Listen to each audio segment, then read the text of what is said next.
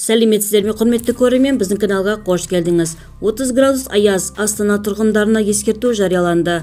Қазгидромет мәліметінше 11-13 желтоқсан күндері ауа температурасы түнде және күндіз минус 33 градусқа дейін төмендейді.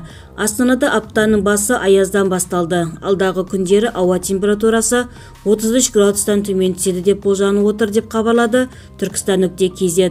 Әкімдік қала тұрғындары мен қонақтары жарақат алу мен үсік шалу секілді қиын жағдайға ұшырамас үшін ұзақ уақыт көшеде болмау қажет екенін ескертті. Қазгидромет мәліметінше 11-13 желтоқсан күндері ауа температурасы түнде және күндіз минус 33 градусқа дейін төмендейді. Осыған байланысты қауіпсіздік шараларын сақтауды ұсынамыз. Дауыл туралы ескертулер жарияланған кезде алыс сапарларға шықпаңыз және жаяу жүрмеңіз. Автожолдардағы ауа райы жағдайлары мен көлік қозғалысының шектеулері туралы ақпаратты қадағалаңыз. Қатты жел болған жағдайда жақын маңдағы ғимаратты паналау керек. Ағаштардан ілулі тұрған құрылымдардан, электр желілер және билбордтардан алыс тұрыңыз.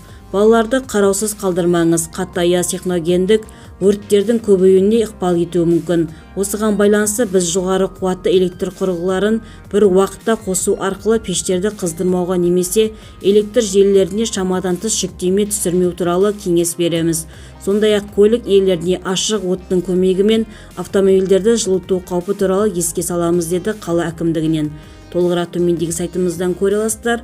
Егер де біздің видео ролик ұнаса, подписаться және бір ғана лайк демесін басып кетулеріңізді сұраймыз.